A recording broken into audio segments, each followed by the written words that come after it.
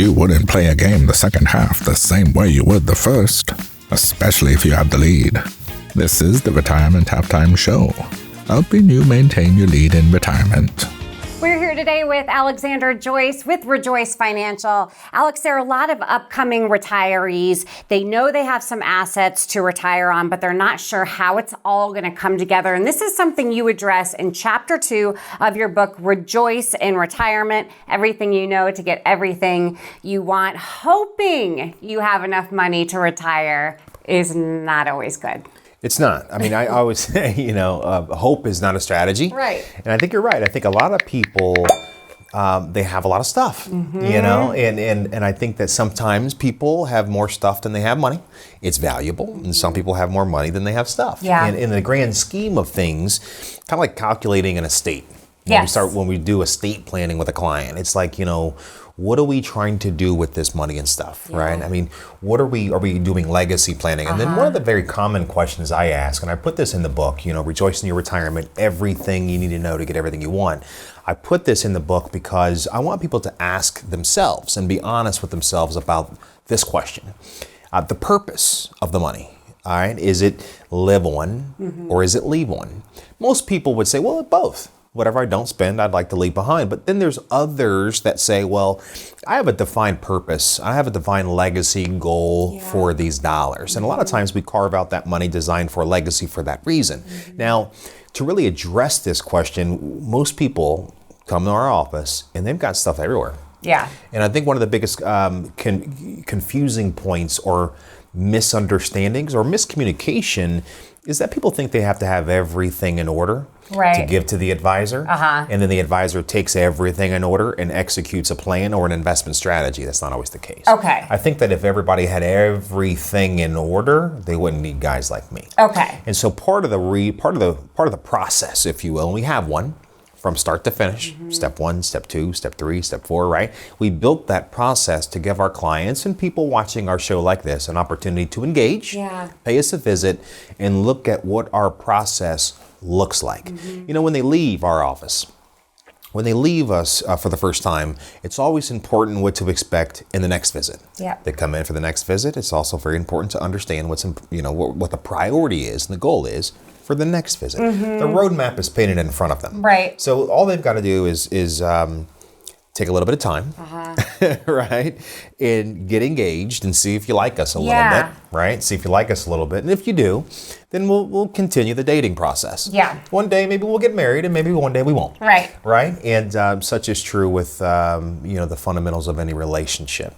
And you make it easy, and you make it easy to understand in this with the hope so versus the no so fun money. The hope so money is a lot of fun, right? You can make money quicker. The no so money is more reliable, maybe not as sexy. But I love how you kind of put it into terms. Yeah, you know what? And I've also made it so simple because the thing about my industry is it's difficult. It's heavy. I don't care what you do. We've retired lots of people in different career paths, whether it's doctors or engineers or architects out there building bridges. People building aircrafts to go to the moon, right? Wow. And then elementary teachers. Right? The most underpaid people in the world. Teachers, right? Servants, public servants. And the thing is, they don't know how to buy stock, perhaps, or they don't know how to measure their own risk. And so we look at like, hey, you know what? Let's take it back to grade school level, if you will, and the concept of money. What is green money? Right. What is yellow money? What is red money? And then what are the opportunities? What does the opportunity cost? What is the risk associated with each category of money? And so I think that, in my industry, we automatically think everybody knows everything. Right. We automatically think everybody knows what an RMD is, or these acronyms, or they have no idea. And then more so, right, Heather, they don't care. Right. They don't care. Yeah, right? you do it. Yeah. They want to have trust that the person they're working with knows how to do it. Right. And so, but listen, that process and engagement and trust takes time. Yeah. The other thing, though, is I think that we look at what our grandparents did, what our parents did. Those rules don't necessarily apply today. And that's where our thinking, I think, needs to be changed a little bit. Like Appreciate you. The 4% rule and things like that. You did read the book. Yes, I read it. I did my homework. So the 4% was, it used to be that, conventional wisdom. Listen, people had pensions. Social Security was real. Yep. And they take their assets, they take 4% out, they index it for inflation. Look at the inflation. Yeah. How do you index a portfolio at inflation levels are near 10%? How do you do that, right? I mean, you will certainly outlive that money faster than you know, especially if you're all in the market. Pensions, defined benefit plans are gone. Yeah. You see FedEx now really just shifting all their benefit plans out. Yep. You see companies like Google laying off 12,000 people at a time. Yeah. These things never happened, right? Back in the day, if you will.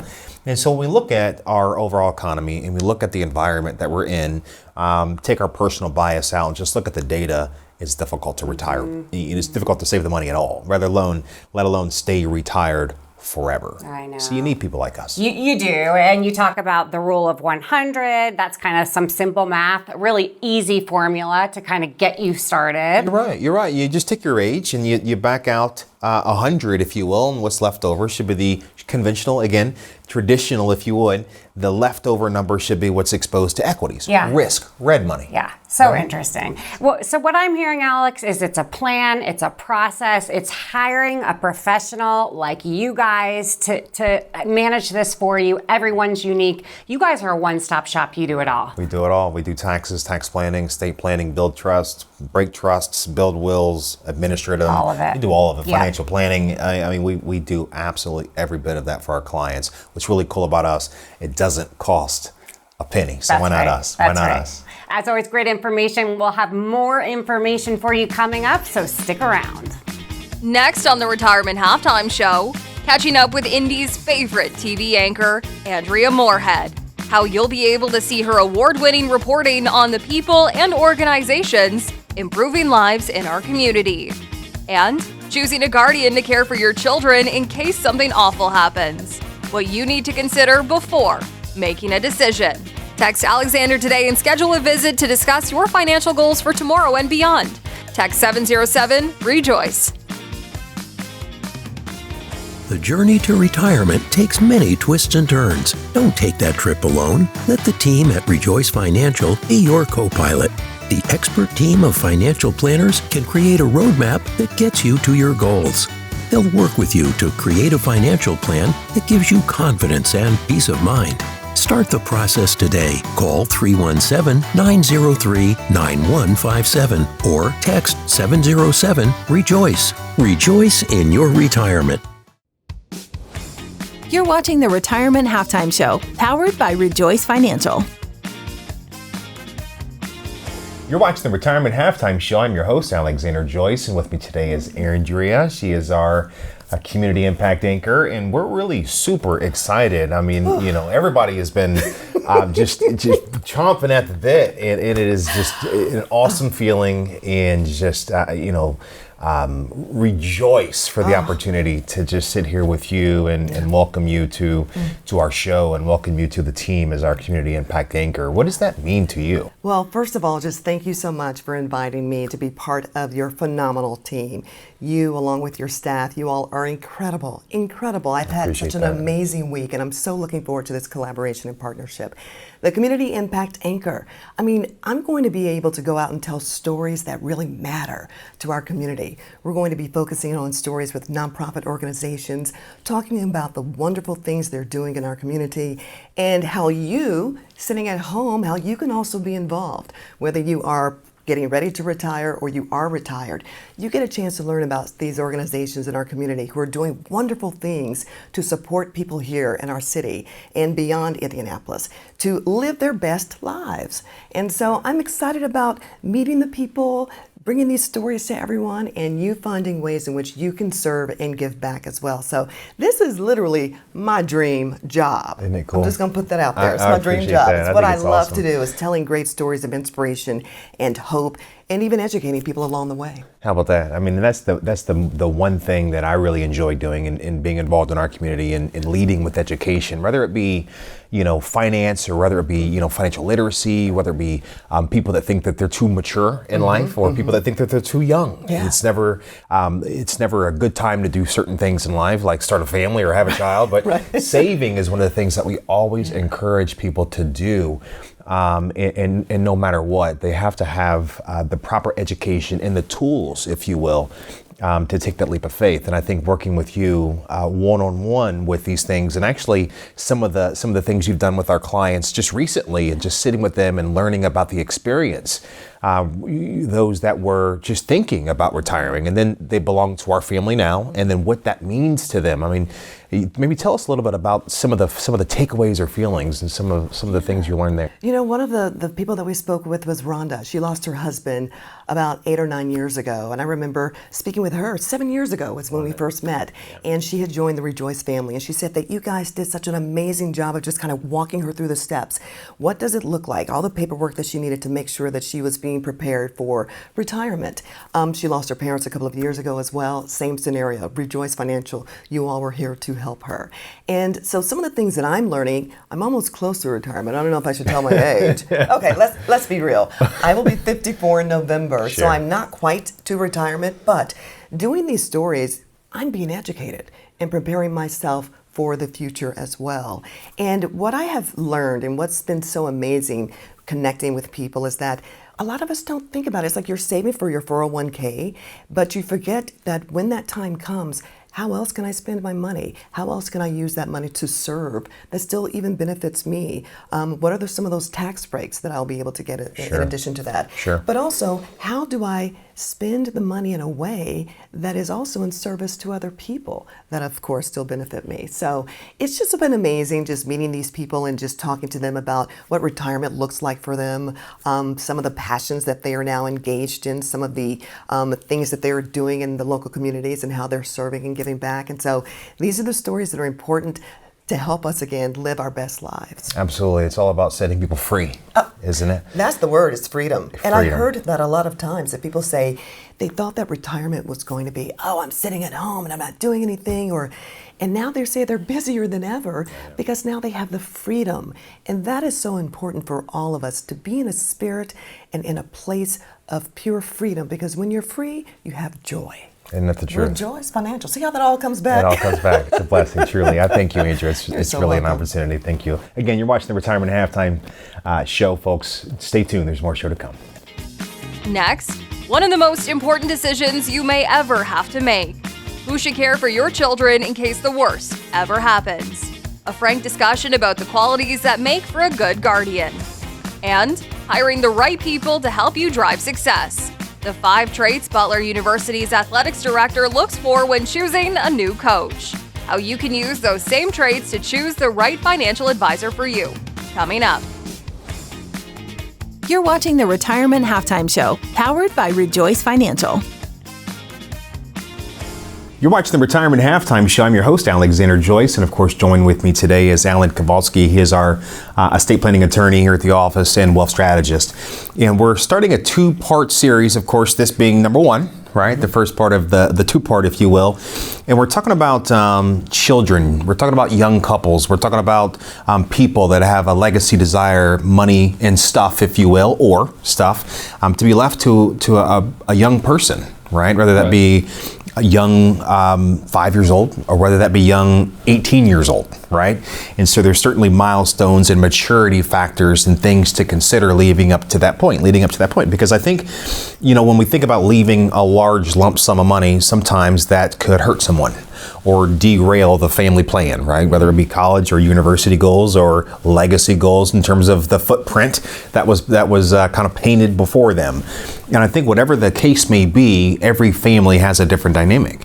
And I think when we think of that overall, we think, well, number 1, how do we protect that? And then number 2, of course, how do we see it through to make sure that goal is met? And so what better person to have a conversation with than Alan Kowalski, you being an attorney and have been doing this for quite some time. Blessed to have you here. And so what are the things that, number 1, what are some of the things that we really should be thinking about on this subject matter? Okay, thank you, Alex. I guess I'd like to set a little context to start out. Take the context of young families. Okay, now young families, in my experience, they often don't think they need estate planning. Very true. Right? Why?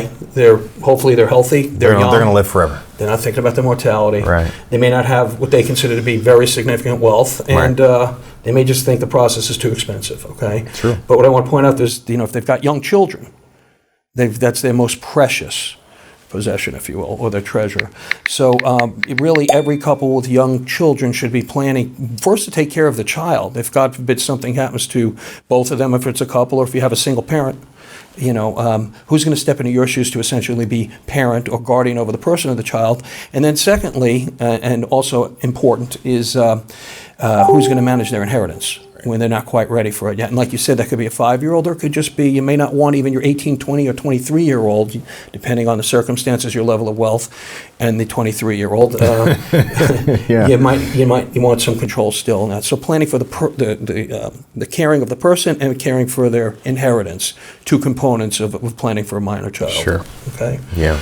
So starting out with the person, we call that a guardian over the person. So really every young couple should name somebody to take care of their child in their will. You have to name this in a will. This is something that cannot be done in a trust.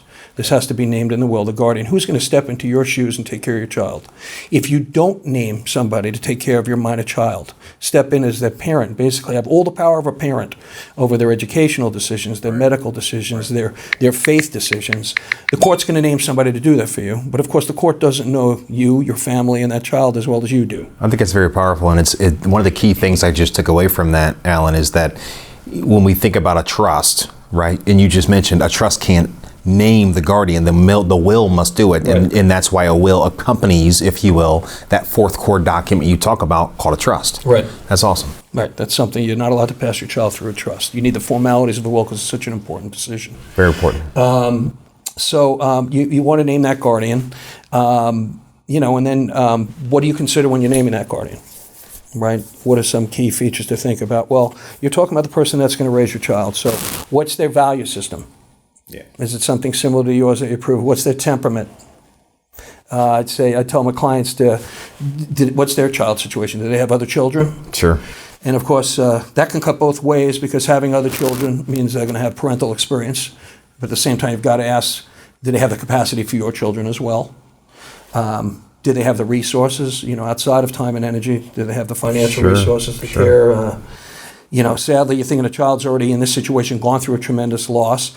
Does the person you can put in that place live in the same community possibly, maybe go to the same school district? Right. So, whatever stability you can keep in place for the child going forward during this traumatic time. Emotional impact. Look at that. And I guess also you think of, sometimes grandparents want to step into this role, which is wonderful. Yeah. But you got to ask, did the grandparents just have them to have an honest assessment of whether they have the physical ability, to take care of it? Again, depends on the grandparents and depends on the child. Sure. Yeah, so there's a lot to take into account, but it's an extremely important decision. The most important, right? I mean, it is, as you mentioned, passing children through, right, this process onto the next generation is imperative, right? And it is, there's kind of no redos on that. Right. And so that's why you really work with a professional, because we have this kitchen table conversation, Alan, like people, our audience knows this stuff, right? Mm-hmm. It is you by years of experience, right? And it is the framework that we have built to allow people to come in, hopefully, and disarm them, because this is an emotional subject. Very emotional subject. And so the best thing we can do up front is just have a conversation, and you do this every day. Mm-hmm. Have a conversation about, what are we trying to accomplish, right? Let's remove some of the emotion out. Let's be a little bit more logical about it. With our experience, we hope to give you some idea of the type of things people do, right? Your situation perhaps could be different, but what are we trying to do? And I think for risks that we hope never realize. That we never go through. But hey, that's our job. That's our job, right? So thank you, Alan. Sure. I think if anybody wants to connect with us on that level and have this very important estate planning conversation, doesn't matter if it's a very intricate, very sensitive, very emotional conversation. We're here to have that conversation and go through that with the person that we're working with to understand better their goals, so we can to make it happen. So you watch the Retirement Halftime Show, folks. We'll be right back. Still ahead on the Retirement Halftime Show, financial planning based on your personality.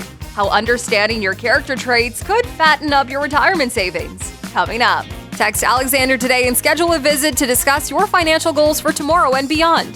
Text 707-ReJoyce. Your choice of coach matters. Choose the best financial coach in Indiana to be on your team. Alexander Joyce and the ReJoyce Financial team have the knowledge and bench strength to make your money last. Text 707-ReJoyce. That's ReJoyce with a Y. Or call 317-903-9157 to schedule a no-cost, no-obligation visit to get your retirement game plan in order. Your financial coach matters. Choose only the best. ReJoyce Financial.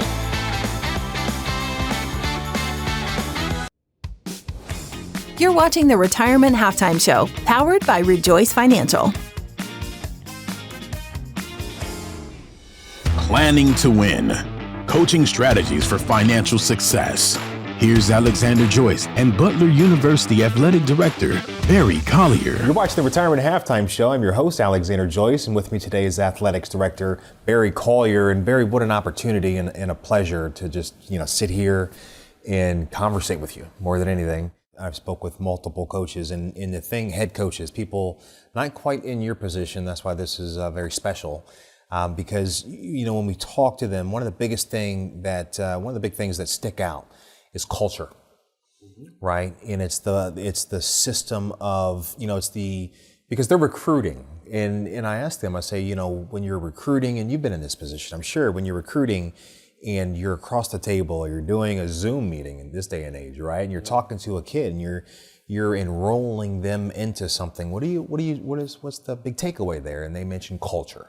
Right, and they mention, at the end of the day, they're there to get an education. Right, these kids are there to get education. As you mentioned, there's a 4-year window there, and they have to fit and belong to the culture. And it's the same thing that I try to make sure that our clients understand is that we're not right for everybody. Right, Butler's not right for everybody. Right, and everybody's not right for us. Right.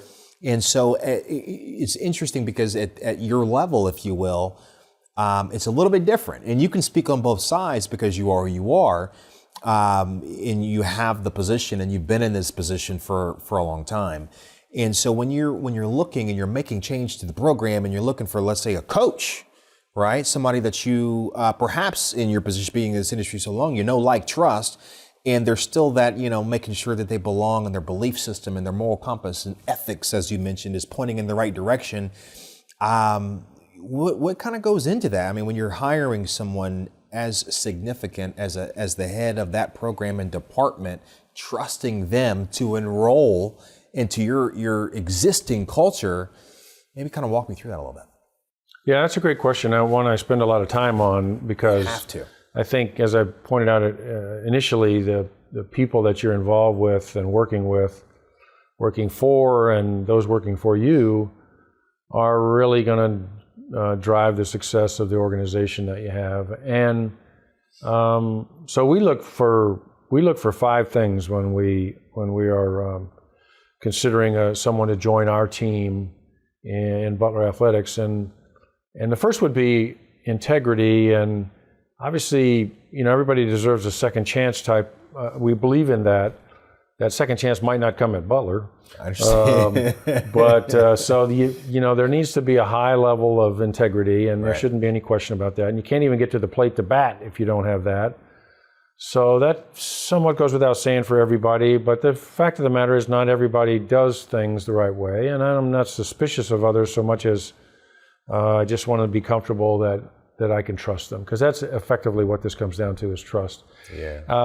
The second thing is we want them to be highly intelligent, and having said that, it's not just IQ, but emotional intelligence as well. In the business of relationships and recruitment and ticket sales and fundraising and recruiting athletes to come to your school and join your team, you want a level of understanding, intelligence, and relationship understanding, or emotional intelligence as well. I think it's critical to be a good communicator. This is kind of interesting because, with the staff that we hire in Butler Athletics, we expect a level of communication, but everybody's a little bit different on that, and more comfortable in opening up quicker, or sharing, their knowledge quicker, or expressing themselves better. That comes with experience, and everybody's a little bit different than that anyway. Right. But I think there's great value on somebody that can talk to kids that are 3 years old, or somebody that's 103 years old. That takes some skill and some empathy and some emotional intelligence, and the communication is different with everybody, and much less individuals like those two on the end of the spectrum, Right. but groups, right? It's not as easy. It's not the same thing when you're talking to a group as you are an individual. Sure. So I think communication is really, really important. And work ethic is important as well. And you can substitute words in all of these things, but work ethic is just your ability to grind when you need to. And it might be, in your case, digging into data and going back and finding whatever it is that you need to provide that for someone, or staying on the road day after day recruiting, or staying after it when you've been told no for donations or ticket sales or whatever the case might be. Right. That kind of work ethic and determination, drive, whatever you want to use, grit, those are all appropriate and very important. And the last one is relative experience. And the way I describe that is really, you don't have to have the exact experience that you're being hired for or you're being recruited to. And you don't have to have the most experience that you're in the area that you're being recruited to. But you got to have, it's helpful on the field of people that you would be looking at for a position to have some experience. It might be high-level experience, but only 3 years of it. Yeah. Or it might be 12 years of something in between on a different level, or even a different area. And there, you throw in the outside the box category of experience, right. and you got a kind of a wide open look at people that way. But those are the 5 things that I think are really critical, and they apply in a little bit different, but they apply to forming a team and recruiting to your team. It is based on need. You need this position and what the Sure. tasks are executed. But really having somebody that the best of the field who are interested in that job to answer those 5 areas would be the number one thing for us. You're watching the Retirement Halftime Show, powered by ReJoyce Financial. Today's tip of the week for stronger financial health. Understand your financial planning personality to help you make better investing decisions. Organizers categorize and arrange everything. Architects master both creativity and logic. Philosophers enjoy thinking about and solving problems. If you have one of those personalities, a written financial plan can offer you a sense of security. Creating and writing out your plan will synthesize your personality and provide clear direction on how to improve and grow your financial well-being. Dreamers are free spirits who believe everything will work out in their favor. Improvisers desire independence. Mavericks work to reshape their world rather than try to fit in it. For those with a dreamer, improviser, or maverick personality, a written plan can provide the structure you need. It'll help keep you financially grounded while still allowing the opportunity for changes craved by your personality. That's today's tip of the week for stronger financial health. Thank you for watching the Retirement Halftime Show. If you have questions about today's show, give us a call, send us a text, or go to our website. Most importantly, maintain your lead in retirement. I'm Alexander Joyce, and I'll see you next time.